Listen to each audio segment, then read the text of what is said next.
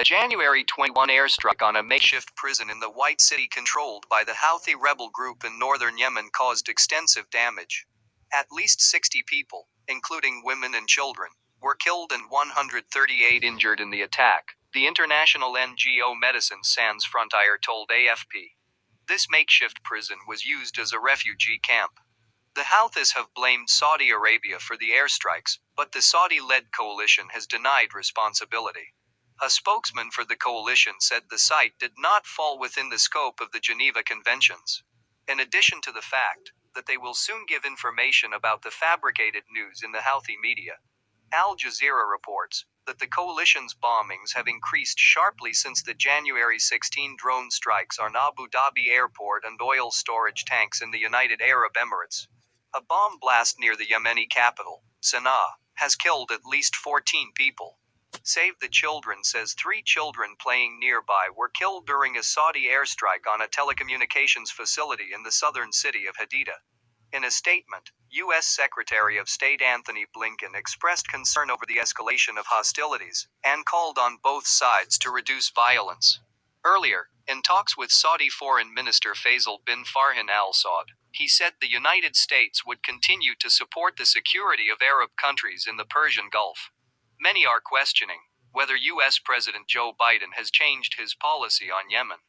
A Twitter message from the Congressional Progressive Caucus, the left-wing organization of the left-wing U.S. Congress, an ally of Biden's Democrat camp, said shortly after the airstrikes on the northern city of White that the Biden administration must stop fighting illegally on behalf of the Saudis, and the bombing and blockade must end. Trita Percy, Executive Vice President of the Quincy Institute for Responsible Statecraft, a think tank that advocates for the control of global power, said in a Twitter message that the Biden administration had criticized the Houthis 13 times since taking office, but also criticized the Saudis in Yemen. Biden told a White House press briefing in February 2021 that the war in Yemen must end. He said that, in order to stop the war, the United States would stop selling offensive weapons to participating countries.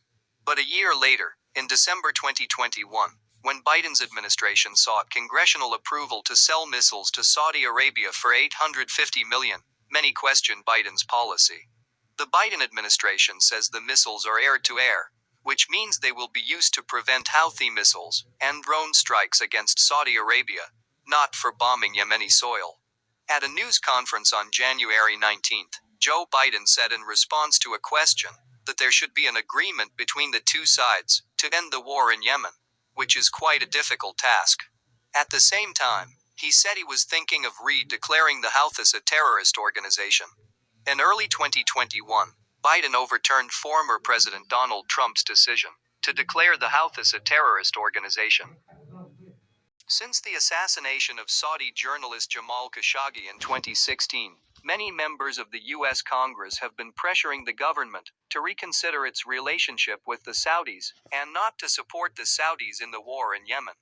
However, the Saudi coalition is still fighting in Yemen using U.S. weapons. In a Twitter message, U.S. liberal politician and teacher Democrat Congressman Rohit Rowe criticized Biden's remarks, saying that the United States should help stop the war in Yemen, not return to Trump's old policy. Declaring the Houthis terrorists cannot stop their activities. On the contrary, it will increase the food and fuel prices of millions of people. U.S. journalist and author Spencer Ackerman said in a Twitter message that the U.S. had a hand in any airstrikes by Saudi Arabia and the United Arab Emirates in a war that Biden and his senior officials had promised to end. He hopes that U.S. officials will see the children killed in Yemen in a dream at night. Vox magazine says the Americans are maintaining Saudi Air Force planes, which are being used in Yemen. In February 2021, when 41 members of Congress asked about U.S. military aid to Saudi Arabia, Biden administration officials gave a vague answer 2 months later. Congressman Peter DeFaggio tells the Middle East Eye that Biden has not clarified his Yemeni policy in less than a year. Hassan Al-Tayyab, director of the Friends NGO on National Legislation, a U.S. NGO, says that as long as the United States provides intelligence, spare parts, maintenance, and weapons to the Saudis, whether they are offensive or defensive, the war will escalate.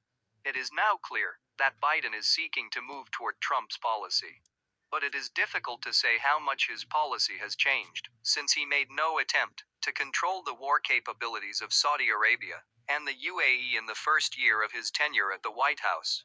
On the contrary, his one-year obscure policy between the ideological goal of defending human rights in Yemen and the U.S. national interest in ensuring the security of Arab countries is coming to an end. Biden's left-wing liberal and progressive allies do not like the policy of igniting Western ideology in Yemen now after Afghanistan. That would weaken Biden's position in U.S. domestic politics.